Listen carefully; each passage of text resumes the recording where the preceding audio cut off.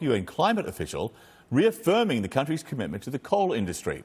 The Resources Minister said on Monday coal exports will continue well beyond 2030.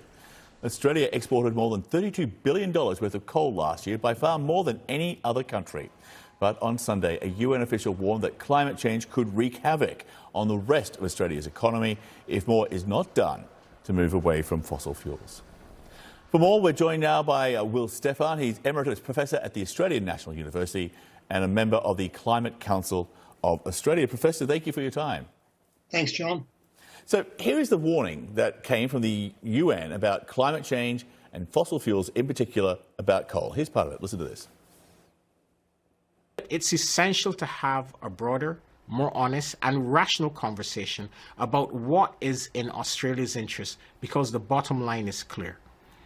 If the world does not rapidly phase out coal, climate change will wreak havoc across the Australian economy, from agriculture to tourism and right across the services sector. And here's the response to that call for a rational conversation from the Minister for Resources, Keith Pitt. The future of this crucial industry will be decided by the Australian government, not a foreign body that wants to shut it down, costing thousands of jobs and billions of export dollars for our economy. And in many ways, that response would be okay if Australia was on another planet with its own environment and its own climate, but sadly it's not. Can you explain where this disconnect comes from between the federal government and reality? Well, there's a very big disconnect, not only between the federal government and reality, but between the federal government and many, many people here in Australia. I think the problem is the federal government's driven by two things. One is ideology, a very, very conservative ideology stuck in the past, and vested interest, basically the companies that are reaping huge profits off the coal industry. But if you look at the state level here, if you look across many of our communities, there is growing disgust with our federal government's position. And I think there's a growing move to turf them out the first chance we get at the next election. But this is a bigger problem than just where the federal government stands, because when it comes to producing CO2 emissions, Australians are world leaders. They're right up there per capita with the United States and Canada, more than 3 times the global average. So if the emissions which are being exported to other countries in the form of Australian coal are then added to that total, will decisions coming from Australia have an outsized impact on total CO2 emissions and essentially the future of the planet? That's a very good point, because our exports, the emissions associated with our exports are about 2.5 times greater than our domestic emissions. When you total that up, we would rank 5th or 6th in the world. Indeed, you're right, we'd be an absolutely major player. So that means, all right, we're the big villain now. If we can get things turned around both domestically and with exports, we could play a major role in trying to get this under control. I guess the question, is there the will, though, among Australians themselves, like you said, to change governments, to change the way they live their lives? That's a very good question, and we're seeing a lot of action at the subnational level, fortunately. Here in Canberra, where I live, we're already 100% renewable, and we have legislated to get the rest of our emissions out by 2040 or 2045. Other states are moving quickly, too. We're taking up renewables faster than most countries around the world.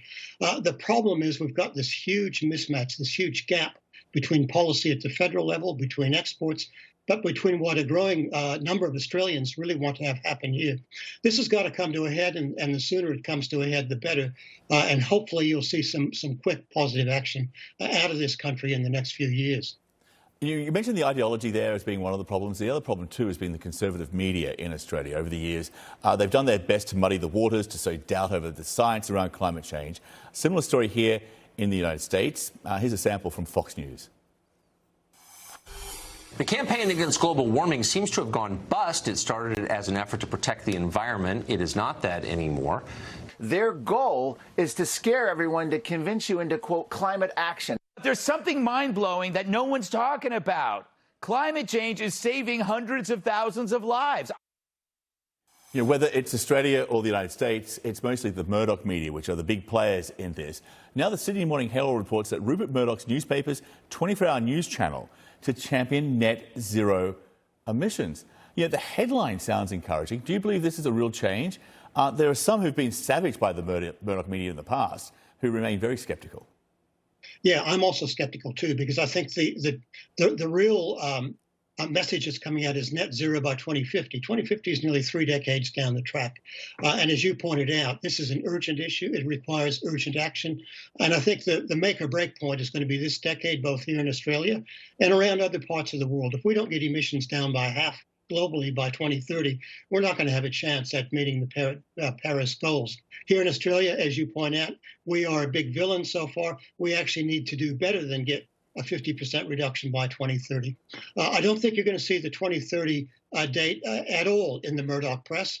I think it's going to be go slowly, go softly. Let's just keep trundling along with fossil fuels for a while longer. So I'm very skeptical if this is going to be any major change in the view of the Murdoch press toward the climate change challenge.